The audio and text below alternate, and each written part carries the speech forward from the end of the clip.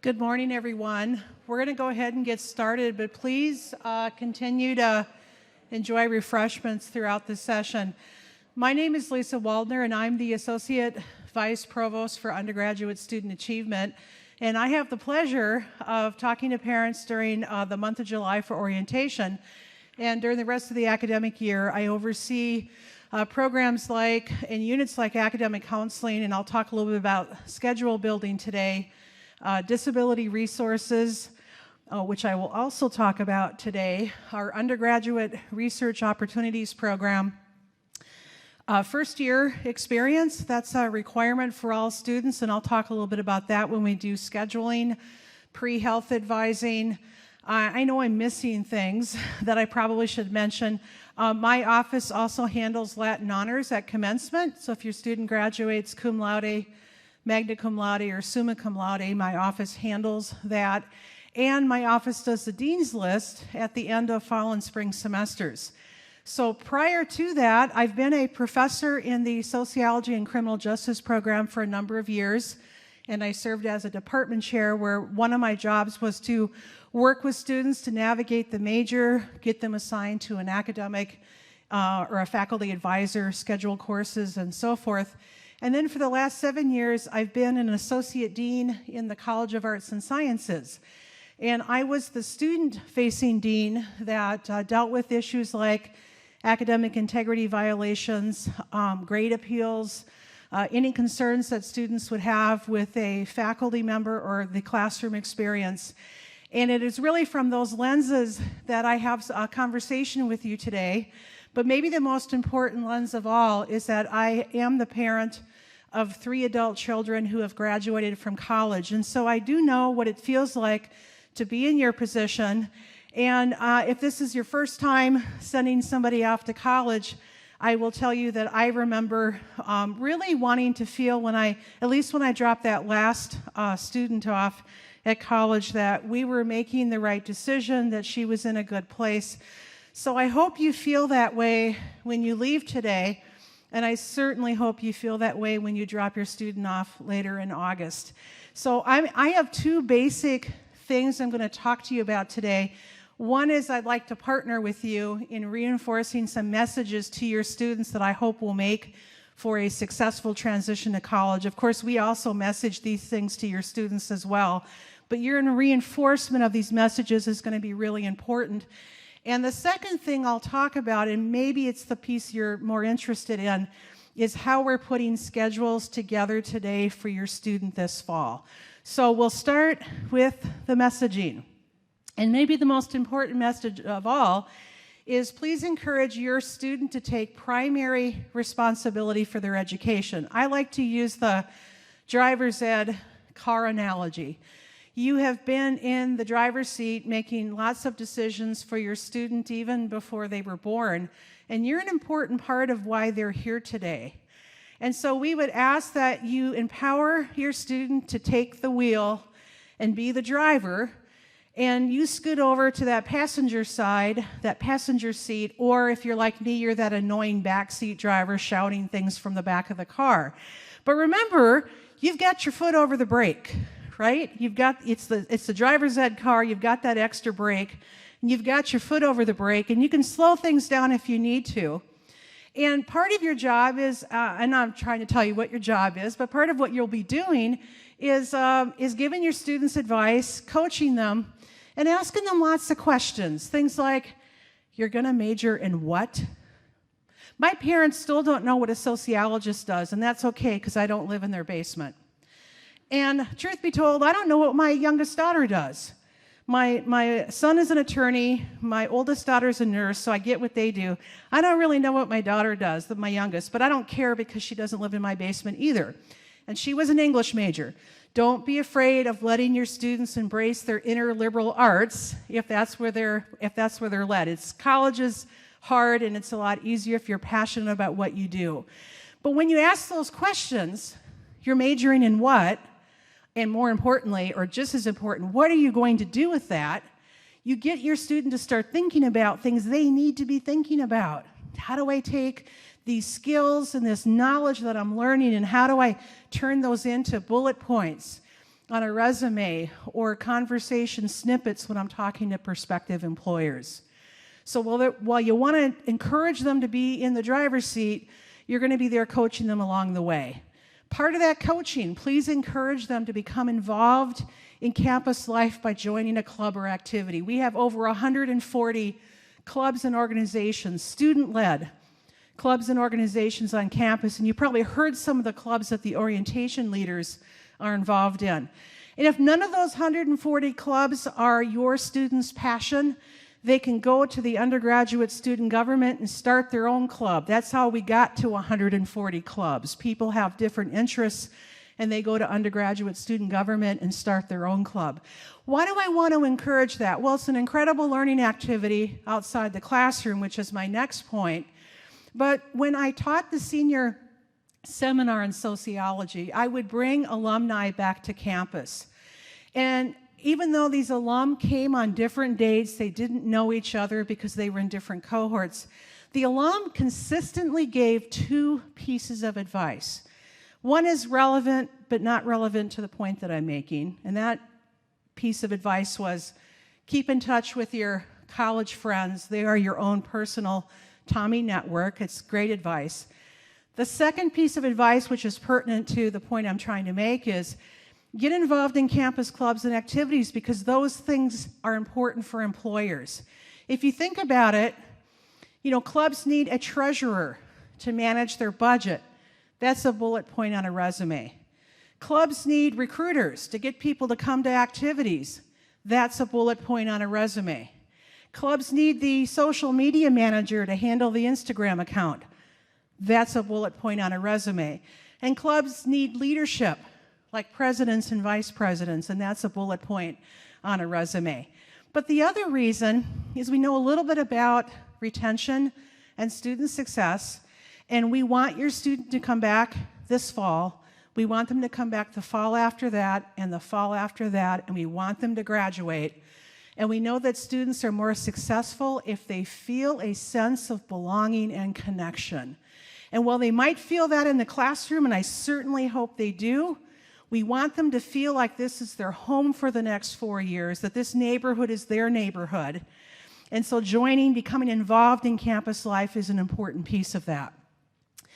Encourage them to take advantage of the many learning opportunities outside the classroom. I've talked about campus clubs and organizations, but there's other things that have an academic component to them. And we call them high-impact educational strategies. Things like internships, student-faculty research collaboration, and study abroad, just to name a few.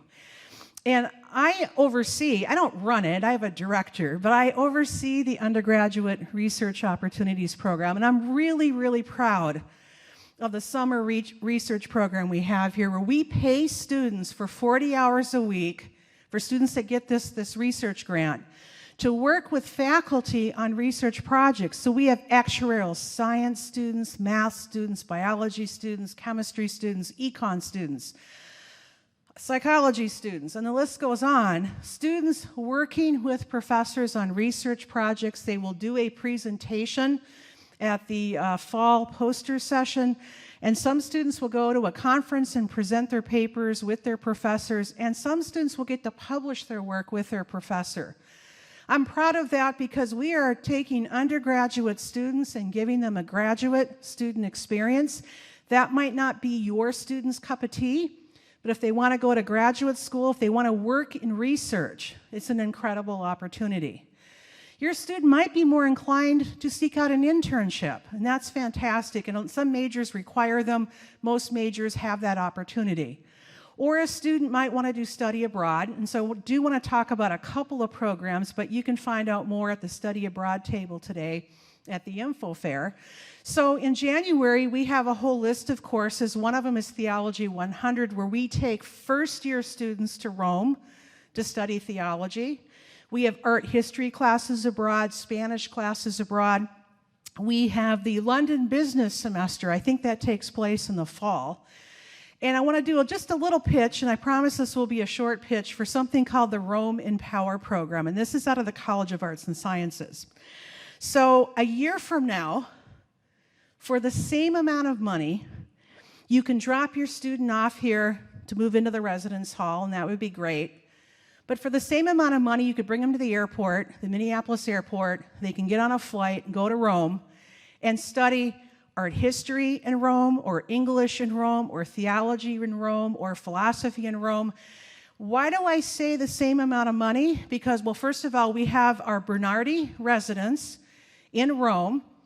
It's our campus, it's our building. We have a campus director, we have a faculty director. We even send our own organic chemistry professor over for any of our science majors. And they take classes and they live on this campus, and so what they would pay to live in a dorm here, those goes towards those fees at Bernardi. And we also give every single student accepted a $2,000 travel scholarship. So can you imagine studying art history in Rome? It's an incredible experience. As part of that, we have 4 trips students go on, all of them, it doesn't matter what classes they're in, that are connected to coursework. So one example of one of those trips is we take students outside of Rome. At least we've done this in the past. I don't know exactly what trips are being planned for next year. But because of our organic chemistry course, we took all students to a vineyard outside of Rome to learn about winemaking. Does that not sound like that's connected to organic chemistry? So that's an incredible opportunity. And so if you have a student who's itching to go abroad and it's a little bit more sheltered experience, because we do have a campus director, and he does check to make sure students are in their rooms by 11 p.m. We do have a faculty director that lives on site with the students. That's something that interests you. Check out the College of Arts and Sciences Student Ambassador table, and they'll give you more information. I promise my infomercial is now over. Please encourage your student to stay on campus on weekends and become involved in campus life. If they're a commuter student, encourage them to not just drive home after their last class, but stay for some events and activities. Again, this is about building connection and belonging. They're not going to make friends if they come home every weekend. They make friends if they stay here on campus. And, I know the comfortable thing to do is to go home. I get that. As parents, we sometimes spoil our college students when they come home for the weekend, so I understand, and they should come home and spend time with you. But we want them to become part of the community here. We want them to think of this neighborhood as their neighborhood, think of this community as their community, and they won't do that if they keep going home. So encourage them to stay here and make friends. And I know the typical excuse, well, I need to come home and do my laundry. I promised you we have washers and dryers here on campus. You do not have to do their laundry for them. As part of that connection and belonging, encourage them to expand their social network beyond high school and make new friends. Again, I know the convenient choice is to live with your high school best friend in the residence hall, and for some students that will be an appropriate choice and a good choice. But even if they do that, they should look and see who else they can make friends with. We have students from 67 different countries. We have students from almost maybe all 50 states. I forgot to ask admissions, if we've got students from Alaska and Hawaii coming this fall. But this is an incredible opportunity to meet people with different lived experiences, different points of view, different cultures, and how we can live with one another, coexist peacefully, and learn from each other. It is an incredible opportunity. As part of that expansion of the network, please encourage your student to visit each of their professors this first semester during office hours at least once. And why do I say that? Well, first, I think that students find professors, they can find them a little intimidating. We don't mean to be, but it's often difficult for a student to raise their hand in a classroom and ask a question. They're afraid of appearing to be stupid or dumb. My friends, my colleagues believe that that's our job, to answer student questions. And sometimes it's just more comfortable to ask those questions in our office. And so we put on our syllabus, here are some hours you can find me in my assigned workspace where you can come talk to me about the major, about this class, about anything you want. And 95% of the time, nobody comes to see us during our office hours. Now, I know we're a little weird sometimes, and so your student might think, oh, that professor's so weird, I don't want to go talk to them. But we are the most underutilized resource on campus. If your student is having trouble in a class, their first best assistance is to reach out to their professors. And that might be easier if they went there earlier in the semester and said, "Hi, my name is John, and I'm in Art History 150. I'm in your 10 o'clock section, and I don't have a question right now, but I just wanted to come here and introduce myself."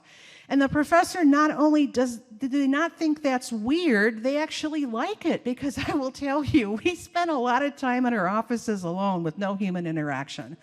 We could use your student coming by and engaging with us in some adult conversation. But really, more importantly, what I'm joking a little bit about professors being weird, just a titch, because we are a little weird. But yes, I have somebody up front who's agreeing with me. But more honestly, what I would want for each of your students is a mentor, a faculty or staff member who can serve as a mentor to help your student navigate that major, or that professor who can email your student and say, "I just ran across this internship opportunity that you would be a good fit for. Would you like me to recommend you?" Every student is going to need a letter of reference to get that first job. And letters of reference have to be more than, "I had your student in these 2 classes and they got these grades and they learned these things." We need to be able to talk about how we know your student holistically. We know their character. We know their passion. We know what they're interested in. And we're not going to learn those things through the classroom interaction.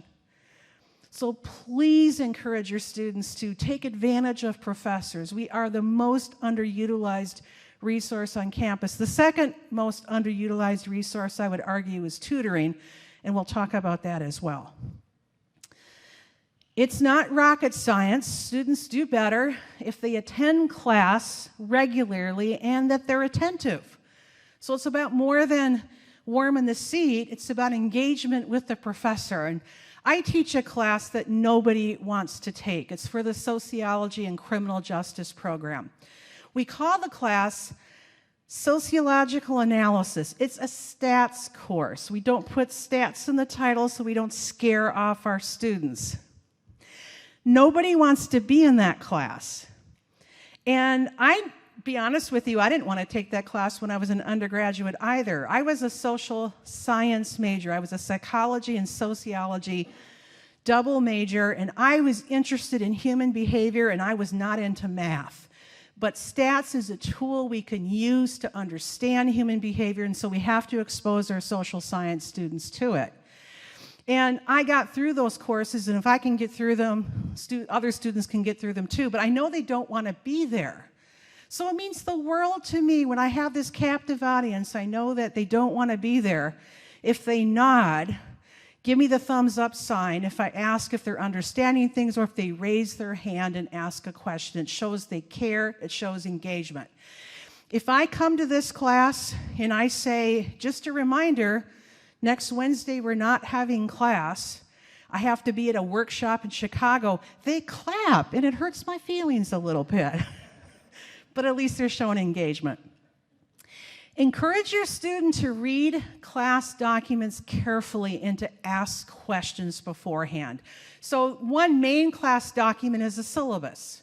The syllabus is going to tell the student, this is what we're going to cover, and these are the materials that you're going to need, and this is my policies about attendance and my policies about late work and so forth, and this is how I'm going to determine your grade.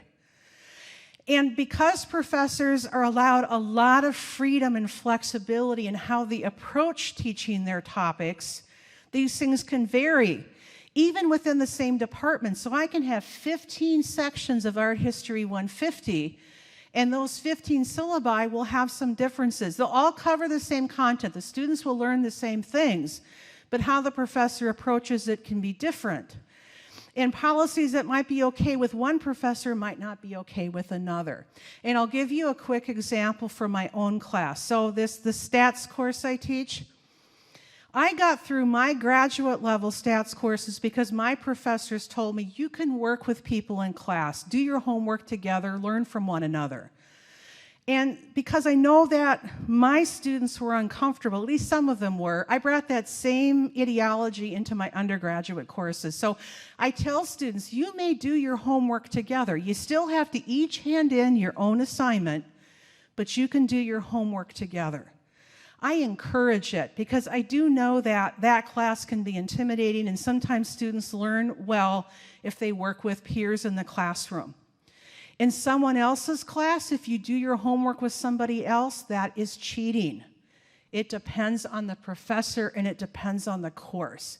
So we're going to ask your student to read the class syllabus carefully, and we're going to hold them accountable for those policies.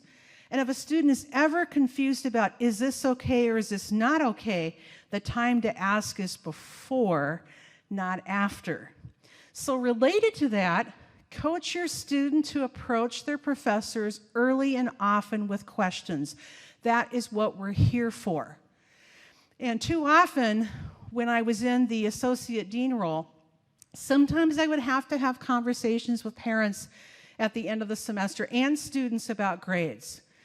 Parent is understandably frustrated. I paid good money and my student failed Econ 251, just to give an example. And when I have those conversations, I would always ask the student, when did you tell the professor that you were having problems? And they would invariably end up with an answer pretty close to November 14th. Now, why do I have that date up here? November 14th is the last day a student this fall semester can drop a class with a W. We have this on our academic calendar. It's accessible right now on our webpage. And some students need to drop a class, and that's fine, but why were they answering November 14th? Because they went to their professor for the very first time to find out, should I drop this class? I don't think I'm doing well.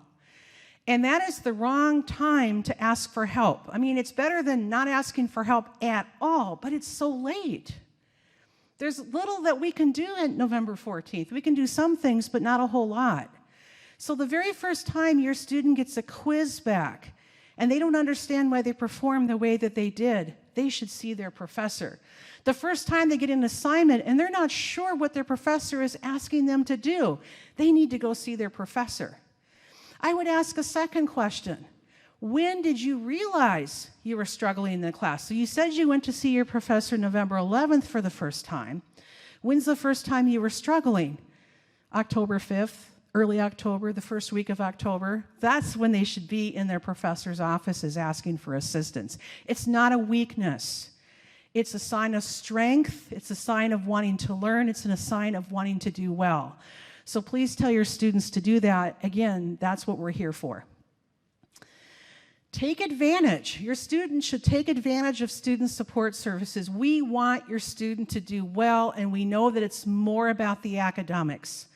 So we have the Center for Well-Being. If your student is struggling with anxiety, depression, mental health issues, we have the Center for Well-Being. We have counselors who can see them.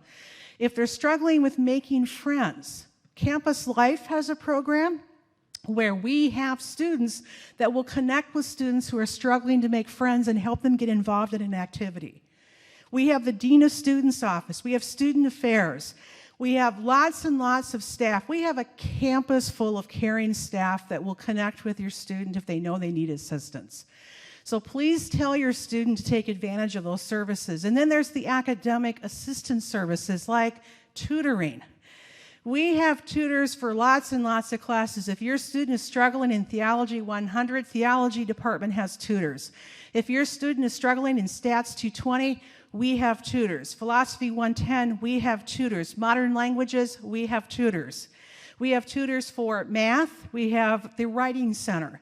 And it's not just for English courses. So if your student needs to write a paper for Philosophy 110 and they're having trouble coming up with the outline or wanting some feedback on the outline, we have the Writing Center can provide that assistance. So I would say that's the second most underutilized resource on campus. And you know, you are paying for all of this. You're paying for it. If students need the assistance, they should take advantage of it. And I want to make a special plug for disability resources. This is another department that I oversee.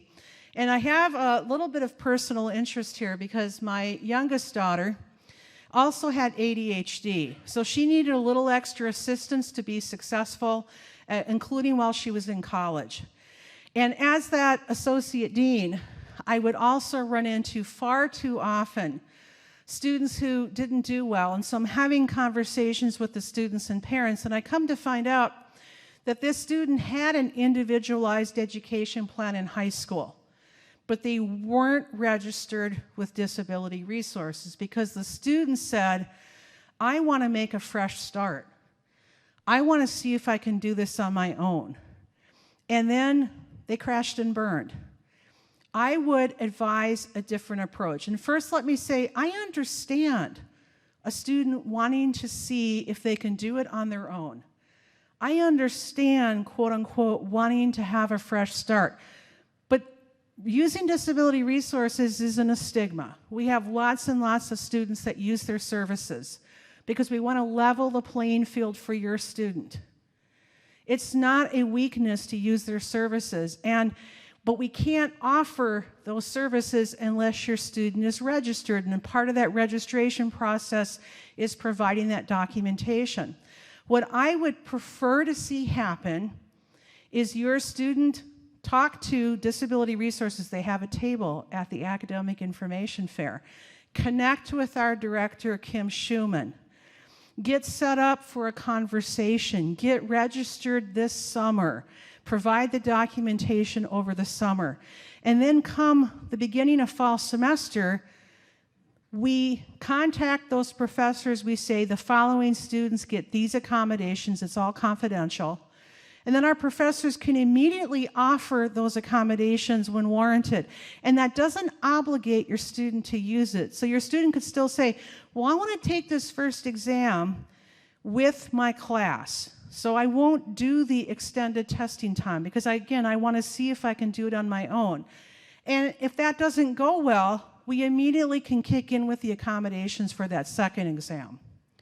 So I would rather have your student get that safety net put in place and have it available, so if things don't go the way that they go, we can immediately start offering those services. Otherwise, if they wait, and not wait until November 14th, please don't wait until November 14th.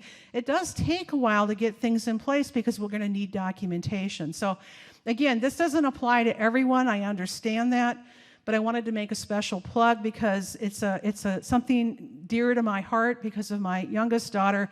And I talked to Ms. Schumann, and she tells me that in a typical summer, about 40 students will connect with her over the summer and get signed up. I know we have more than 40 students that need those services. So if this is your student, please ask them to follow up. And finally, before we get into, and then we'll get into schedules, please encourage your students to resolve their problems first before you step in and provide assistance. As a parent, I know how painful it is to see somebody stumble and fall, and to see our own child stumble and fall and deal with consequences. But as a coach, we can offer assistance, and we can guide them so that they can get into a better place. All three of my children called me to complain to me about their professors, every single one of them. And I would do what all parents do. I would listen. I would even be empathetic. Oh yeah, that professor does sound like he's being kind of a jerk. But then I would offer advice on how to approach that professor and try to resolve the problem. And then I would let my kids handle it on their own. Angela Duckworth is a psychologist who has made her career studying what characteristics make people successful. And she says it's resilience, grit, or tenacity. That's, similar phrases for the same thing.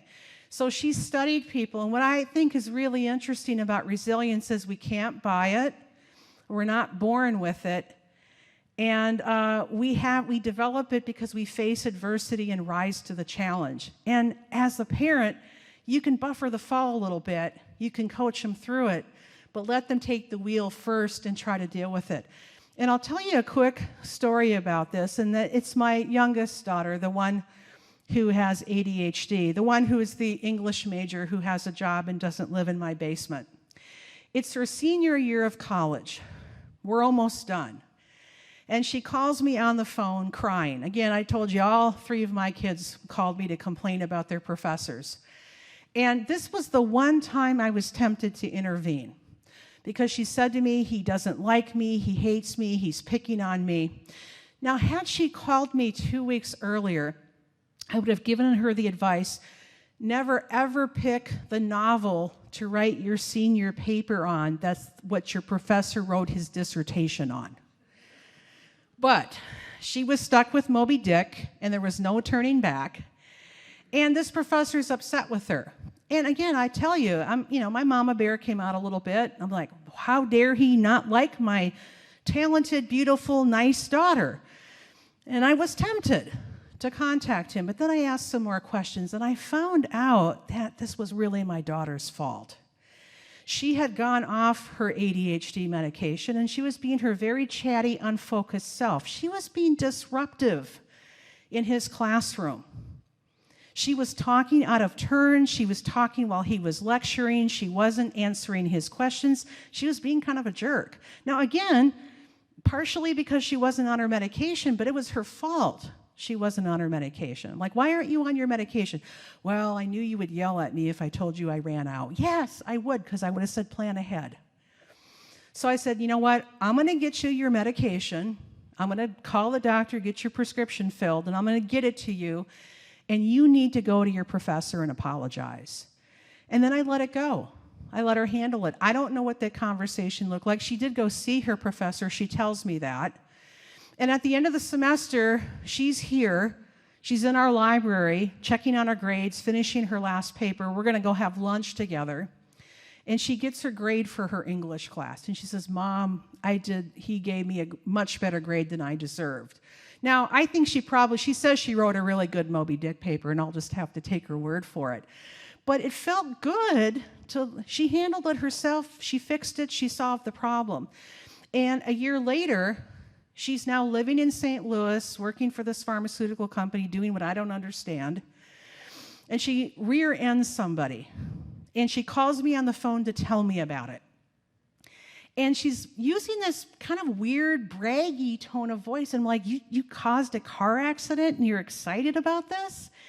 And then I realized what was happening. She was proud and was telling me she handled it herself. And so I know you've been doing that with your children already. You've been helping them develop resilience. And I would just ask you to keep doing that and help them develop these life coping skills while they're in college. Now, having said all of that, I do understand that there are moments when you should call us. You should talk to their professor. You should talk to a dean. You should talk to the dean of students. You should talk to someone like myself. I understand that, and all I would ask that you understand is we can't talk to you without your student signing a FERPA waiver. Now, I'll tell you how I felt. I felt that tuition check was my FERPA waiver. I admit that. But our general counsel doesn't agree. So do understand, we're not trying to hide from you. If we need to have a conversation, we want to have that conversation with you, but we have to follow the law. So we have that form, and this is different from the proxy access. We have this form on our website. The student can sign it, send it to whomever you need to talk to, and then we can have that conversation. So, awkward transition into schedules. The R of orientation and registration. So my director of academic counseling, Susan Anderson, is over in the library right now working with academic counselors and faculty registration advisors, helping students get registered today. And we want them all to leave with a full schedule of courses they're going to take in the fall, courses that will help them work towards their degree. So I have a few things to talk to you about, and I'll also show you some sample schedules. First, we ask students to do this registration readiness module in Canvas. You might have seen them doing it. We want them familiar with our Murphy online system so they can register for courses. And by the way, just so you know this, you probably do, they have 24/7 access to their degree evaluations. They are able to see how their courses meet degree requirements. They can see their class schedules. They can see their bill, etc. They also were introduced to this guide to course registration. Again, these are just screenshots from our website, and you may have already looked at this. And then prior to today, besides the course, we asked them to take placement assessments. If they took French in high school, we need to place them in the right French class in college. We need to place them in the right math course. If they need to take chemistry, we need to place them in the right chemistry. And so those were linked to the course preference form.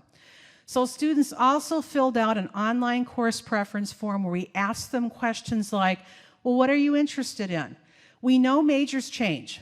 We know that a student might say in May that I'm interested in business, and when they come in September, they've changed to econ or they've changed to something completely 180 degrees different. We get that. But we still want to build a schedule, and so we need to understand or know what they're interested in. Placement information for certain subjects. So that's part of the course preference form. We had links to those placement assessments. Previously earned credit. If they've got college in the schools credit, PSEO, IB, AP, and we know some of those scores come in a little bit later, we need to know that. We don't want them repeating an English course that they've already taken care of. That's a waste of your money. And then other activities that might affect the fall schedule, things like if they want to participate in a choir, orchestra, or band, or music ensemble. If students do that for 4 semesters, they get fine arts credit. So some students have an interest in that. ROTC would be another activity. Fall sports would be another. So we need to know these things to help them build their schedule. We also pre-registered all students for some credits. And so some students were registered for just 4 credits and some up to 12. We know it's important for students to have some choices in their schedules, but we also wanted to do this differently this year and think about what are the courses that are important to build schedules around. So if your student, for example, is an engineering major, we need them in math now. So we pre-registered them for a math course, and then we're going to build the schedule around that. If your student is in a living learning community, which is one way to meet our first year experience requirement, we pre-registered students for that. Or if they decided, no, I don't want to live in the same residence hall with students taking this class, I'll do the theme-based option instead. We tried to get students set up in those theme-based learning courses for fall semester. So all students who are registered for at least 4 credits, some up to 12. Again, they get a chance to review those courses with the faculty registration advisor and then make adjustments if needed. So before they register, they went to a group advising session kind of divided by area. So we had one for business and economics, another for the health sciences, another for the social sciences, another for kind of political science, legal studies, and so forth. And so those advising sessions are meant to introduce students to kind of core requirements and then give them some tips about courses they might think about taking their first year. So not necessarily their first semester, but their first year. So if a student says, well, I want to be a criminal justice major, I mean, we're going to recommend they take a class called, I think it's sociology, I forget the number. It's like, I don't remember the number. I haven't taught that course ever. But it's like Introduction to the Criminal Justice System. They don't need to take it in the fall, but we'd want them to think about that class for spring semester. When your student comes to the library, they're going to review things with that faculty registration advisor, and then we're going to try to help them finish out their schedule. It's important to tell you that we want to distribute class spaces equitably throughout the month of July. So we want students who come today to have the same chance to get into courses they need as students who came last week. We want students who come next week to also have those same opportunities. So we release seats throughout the month of July. And I will tell you things are tight because the seniors, juniors, and sophomores didn't want to take 8 o'clock classes either. So things are tight, but we guarantee we will get your students a full schedule and we'll get them into courses that will allow them to make progress towards their degree. So let's take a look at some sample schedules. I have 4 to show you. This first one is called Emma's Exploring Majors Schedule. And I like exploring major because it sounds so much better than undecided. I don't like undecided because undecided suggests there's something wrong with Emma. Emma is smart and she has a lot of different interests and she's just not ready to settle down to one. And so she's taking a schedule that allows her to explore the core. It allows her to make progress towards degree, and she might end up as a history major, a French major, or something else. So she's in English 121. All students need English 121 or 190. She's in French 211 because she took the placement assessment and she placed into 211, and when she finishes 211, she has met her language and culture requirement and has that piece of the core curriculum done. She's taking theater for fine arts. All students take a fine arts course. She's taking history. And if your student's not excited about the modern world since 1550, we have lots of other 100-level history courses they can choose from.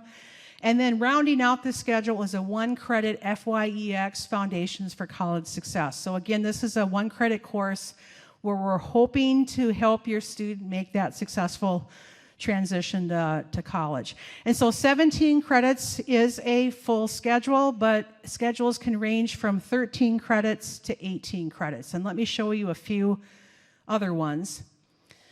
This is called Pat Loves Chemistry Pre-Med Schedule. So like Emma, Pat is in English. Pat placed into Gen Chem, did a chemistry placement assessment, and is now taking the lab as well. Our labs are 0 credits, but the labs are connected to the lecture section.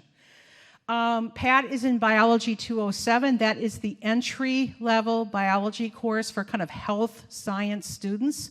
So our 100-level biologies are for students who are non-science majors. Notice that also has a lab. And then Pat is in Math 108. Pat took the math placement assessment, and we have 2 versions of calculus. One is Math 113, that's our regular 1-semester calculus course, and then we have some students who score on this exam in a way that suggests, while they're ready for calculus, they actually might benefit from taking calculus, learning it at a bit slower pace. So Pat is in Math 108, and in the spring we'll take Math 109, and then we'll have met their math requirement, and we'll have completed calculus. And then also the Foundations for College Success. This is a heavy schedule. And Pat might be comfortable with it because Pat loves chemistry. Pat had chemistry in high school, and Pat feels confident they can do math, chemistry, and biology all in the same semester. But not all pre-med students might feel this way, so I want to show you an alternative pre-med schedule. We call this Terry Prefers Biology. Maybe Terry had chemistry in high school and doesn't feel as confident. Maybe Terry hasn't had chemistry. Terry wants to be a physician. Terry knows that he or she has to take chemistry at some point, but they don't want to do it their first semester. So they're in English, like Pat and Emma. They're in Biology 207 with the lab, like Pat. And they're also in Math 108 like Pat, and the Foundations for College Success. So some students, this is a perfectly legitimate choice to do 13 credits. They're easing into their first semester of college, and they understand that for pre-med, for med school, biology and math grades and chemistry grades are important, and they're giving themselves a space to have the time to do really well. And that might be a legitimate choice for a student. We wouldn't want Terry to do that every semester because otherwise Terry won't graduate in 4 years. Terry can pick up chemistry in the spring and then be on schedule. Terry might be playing a fall sport, and that's why Terry needs a little bit lighter schedule fall semester. The other choice Terry could make is to say, well, I don't want to take biology, math, and chemistry all in the same semester, but I'm going to pick up 4 credits of fine arts or history or social science or some other core requirement. So there's some choices there. One more schedule, Betsy's business schedule. So this looks quite a bit different. Business 100 is required for business majors, and Entrepreneurship 100 also works towards the business core. Now, what the Opus College of Business did a couple of years ago, and I think it was smart, they wanted students to be able to start exploring business their first semester of college. They completely redesigned their undergraduate curriculum. And I think they were wise to do that because if Betsy's interested in business, it feels a little unmotivating that the only business type class you can take is economics. Economics is not really business, but it's important for business. So we wanted students to be able to explore that option right away, and you'll notice that these are 2-credit courses. So Betsy might start the semester with Business 100, take that the first half of the semester, and then the second half of the semester take Entrepreneurship 100.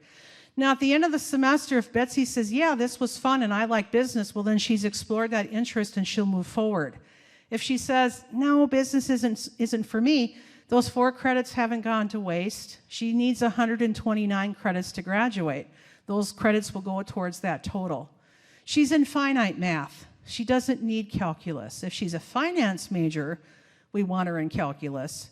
But if she's a psychology major, sociology major, communication studies major, journalism major, etc., finite math is just fine. And that doesn't have a prereq, which is new this year. She's in Econ 251. She needs that for the social science requirement, and it's also required for business. So she's taking care of 2 things with 1 class. She's in Philosophy 110. Every student will take Philosophy 110. Alternatively, students might see Theology 100 in that slot. Students have to take both. I don't recommend at the same time. They're pretty heavy reading courses. And then finally, FYEX 100, Foundations for College Success. She also has 17 credits. So these are some typical first semester schedules. A few other things to mention. So after today, your student schedule is frozen. They can't make any changes until August 1st. August 1st, they can go into Murphy Online and start changing things up. Please remember, these schedules are like a Jenga puzzle. You pull the wrong piece out and the whole thing falls down. So I would ask you to plead maybe is too strong of a word. Ask your student to not make schedule changes unless they talk with an academic counselor.